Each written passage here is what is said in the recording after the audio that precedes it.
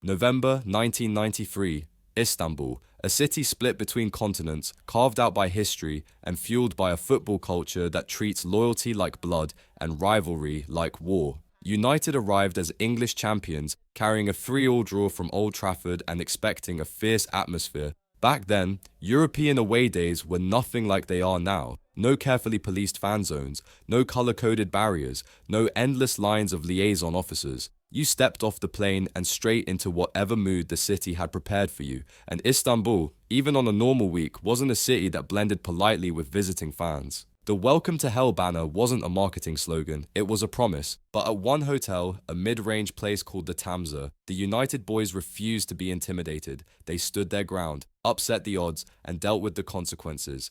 This is the story of the Tamsa Hotel siege. The United supporters had flown out early, a proper old-school European trip, British Caledonian on the ticket, spirits high and a full day to kill before the match. And like any away trip, most of the lads headed straight for the bars.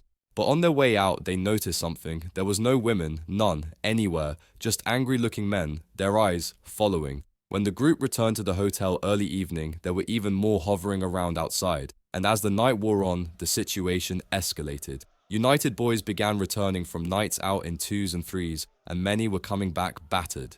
The crowd outside was getting larger, louder, angrier, edging closer to the main doors. Inside, there were fears the Turkish mob would storm the building, so a handful of United lads positioned themselves at the hotel entrance, taking turns opening the door just long enough to pull fellow Reds inside before slamming it shut again. And the message between them was simple: we don't lose this door, whatever happens, we hold it. Over the next hour, the crowd outside swelled. Dozens became hundreds. Every time more Reds returned to the hotel, the locals got bolder. And then, without warning, the entire mob surged towards the Tamsa. Bricks, bottles, chairs from the patio, tables ripped from their metal stands. Everything was thrown at the entrance. Glass shattered, wood splintered. The whole front of the hotel shook under the force of it. Inside, the lads on the door leaned in with everything they had, arms locked, shoulders braced, taking the full weight of the crowd trying to smash its way in. Now, here's the part of the story that always makes people blink twice when they hear it. At the height of the siege, when the hotel was seconds away from being breached, a group of United boys stepped to the forefront, took a deep breath and charged out of the door, wading straight into the Turkish mob. Not posturing, not showing off, just pure instinct, courage, and a refusal to let the hotel fall. They hit the front line of locals with fists, boots, anything they could grab. Behind them, more Reds hurled tables and chairs out of the entrance to push the attackers back. From the windows above, fans threw bottles, glasses, anything with weight, down into the crowd to protect the lads on the ground. For a few unbelievable minutes, the wall of red forced the entire mob back up the staircase that led to the hotel, step by step, pushing against impossible numbers. One huge Turkish local came forward, trying to rally the crowd like some sort of leader. He squared up, he got grabbed by his jacket, and he got absolutely levered, dropped where he stood. It was like something out of Braveheart. The Turkish police finally arrived, not a couple of officers, but a full unit with backup that looked suspiciously like military support. Only then did the crowd scatter. The hotel was a wreck, broken windows, smashed furniture, blood on the floor, Reds nursing cuts and bruises. But they'd held the door, against hundreds, in a foreign city, with no backup. And that's where the night technically ended, but the story didn't. Because while the lads managed to survive the mob, they still had Istanbul's police and courts to deal with. Dawn crept over Istanbul slowly, the kind of pale grey light that makes the world look like it's been drained of colour. Inside the Tamsa, a few of the lads had managed an hour or two of sleep. Most hadn't slept at all. Too much adrenaline, too much disbelief about what had happened. But the strange thing was, the street outside was silent. And then it came. A heavy knock moving from door to door down the corridors like a drumbeat. Everyone knew, instantly, this wasn't housekeeping. The Turkish police had returned, officers pointing, waving, motioning for the supporters to step back into their rooms, while others fanned out through the hotel like they were conducting a sweep.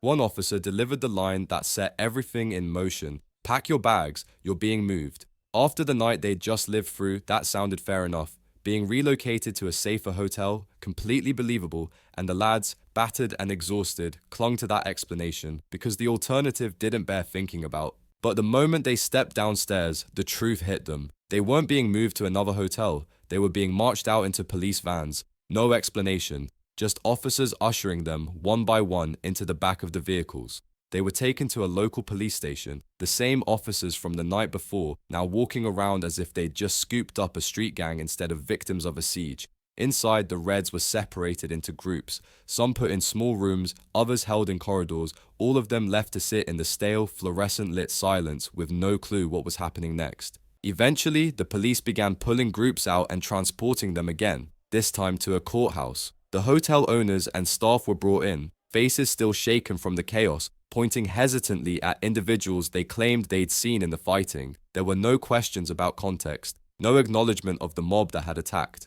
No mention of the Reds who'd stood on the door defending the staff as much as themselves. Some of the supporters singled out had been right in the thick of it.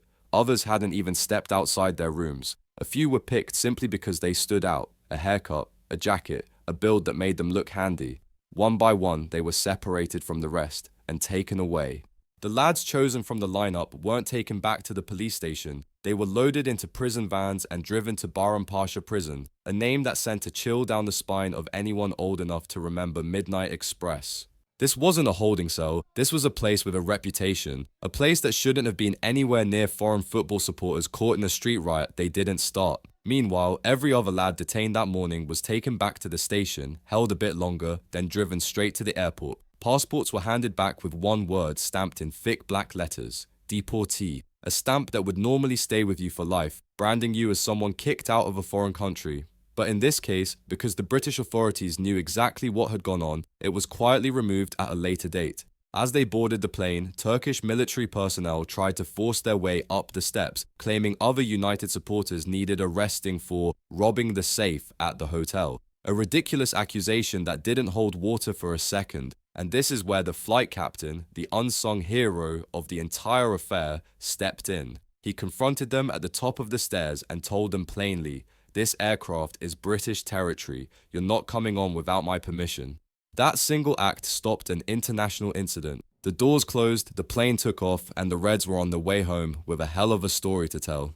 Later that day, United were knocked out of the competition on away goals after a disappointing 0-0 draw. The Turks frustrated them all night, culminating in King Eric losing his head and seeing red. This led to the United players getting in a scrap themselves. As Brian Robson recently explained, Eric had flipped a wee bit. He was in a real temper. A policeman helped him off the pitch. When we got to the top of the steps, he punched Eric in the back of the head and knocked him down the steps. So I punched the copper, and then all of a sudden, I got hit by a shield by some other police.